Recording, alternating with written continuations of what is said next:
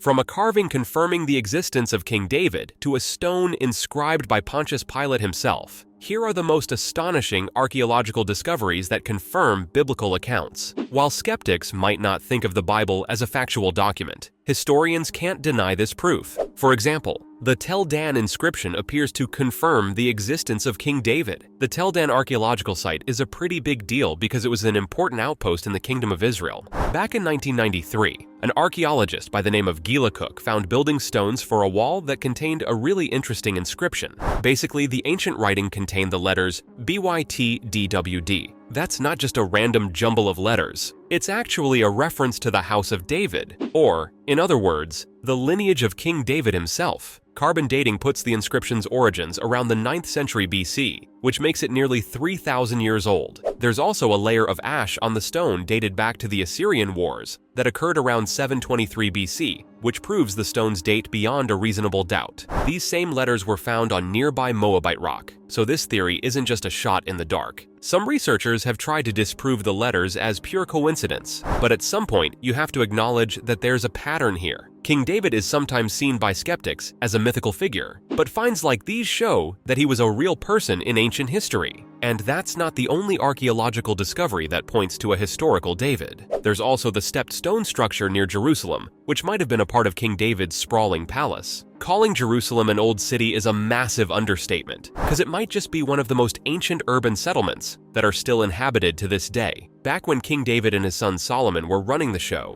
Jerusalem was a magnificent city that was the envy of all nearby nations. Unfortunately, it can be pretty hard to chart this city's history because the local government rarely hands out licenses for archaeological digs. Despite that, researchers have been hard at work trying to find evidence of what this city was like thousands of years ago, and they eventually came across a miraculous find just to the east of Mount Zion. You see, there's a stepped stone structure here that's most likely the last remnant of King David's palace. The challenges of getting a digging license meant that only 6 excavations have been conducted here in the past century, but archaeologists have managed to find some shocking evidence of its origins. A team of researchers from Bar Ilan University, led by Professor Avraham Faust, found a series of interlocking walls on top of a massive stone foundation that point to the structure being the crumbling remains of a castle. The building's shape indicates that it was built during the 10th century BC, since that's when this architectural style became popular in the Kingdom of Israel. That date strongly suggests that the castle existed during the time of King David. Of course, a lot more research is required before anything conclusive can be said. Until then, there are plenty of other archaeological finds that we should talk about. Perhaps the most important story in the Bible is the tale of the Exodus. The Israelites fled their oppression under the Egyptian pharaoh and made for the lands of Israel. And it turns out that there's some evidence of this massive migration buried under the Egyptian sands. The Merneptah stele is particularly interesting because it contains the oldest reference to the Israelites in the written record. If you ever want to see it for yourself, just head on over to the Egyptian Museum in Cairo. They've got this ancient stone slab on display, and it might just be one of the most amazing things you've ever witnessed. So, in a nutshell, this unassuming rock has some unique carvings on it, and according to the experts, they're talking about the lands of Israel. To be more specific, the slab is talking about the pharaoh Merneptah and his great victory in the lands to the east, and there's a reference to the Israelites being defeated in battle.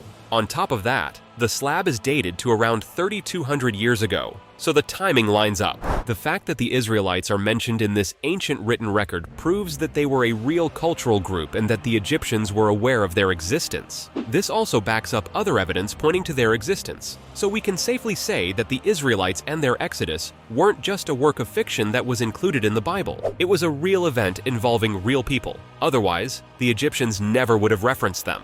We've only scratched the surface of biblical archaeology so far. Another major find was the Cyrus Cylinder, which proved the existence of another important figure that played a role in the history of the Israelites. Cyrus the Great is mentioned in the Old Testament, mostly because he helped the Israelites break free from captivity in the Kingdom of Babylon.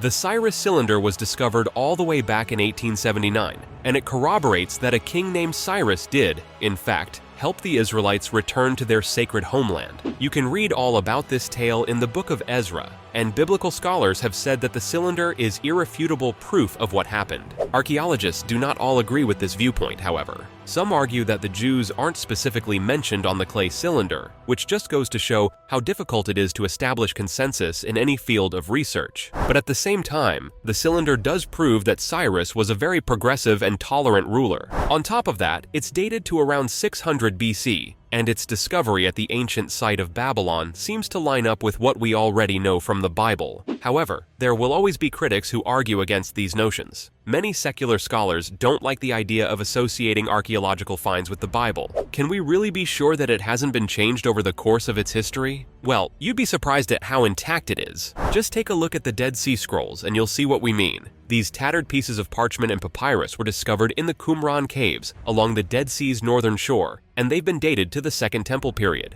This was a 600-year stretch during which the Second Temple existed within Jerusalem's borders, and these scrolls were all composed during this time. They're the oldest existing copies of the Old Testament ever discovered, but they also include manuscripts that scholars had never even heard of. The most important thing to note here is that the scrolls are extremely similar to the Bible you might read today. This proves that this religious text hasn't changed at all, even though you might expect some major deviations across thousands of years. When they were first discovered in 1947, the entire field of biblical scholarship was shaken to its very core. All of a sudden, people could read the Old Testament as it was written before the birth of Christ, and scholars have still only scratched the surface of the thousands of scraps that comprise it.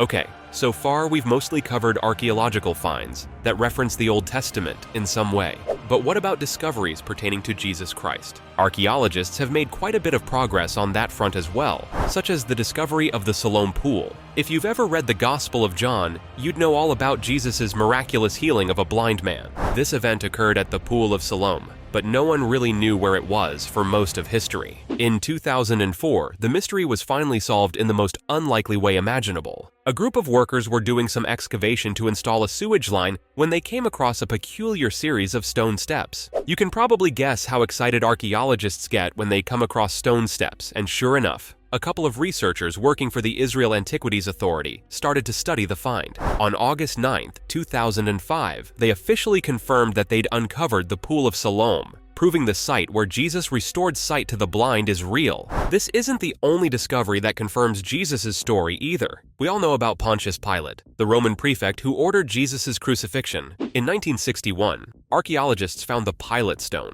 which contains text written by the man himself. Sure, there are some inscriptions that reference him from ancient historians, but none of them were written during his lifetime, let alone by his own hand. This chunk of limestone is the earliest evidence ever found that verified Pontius Pilate's status as a Roman governor, as well as the fact that he was around during Jesus' time. The text itself is nothing special. It's just a tribute dedicated to Emperor Augustus, but it clearly comes from Pontius Pilate, which is why it's such a historical find. Who knows what other amazing discoveries archaeologists will make next? So from the Pilate Stone to the Tel Dan inscription, these were just a few of the archaeological discoveries that confirmed biblical accounts.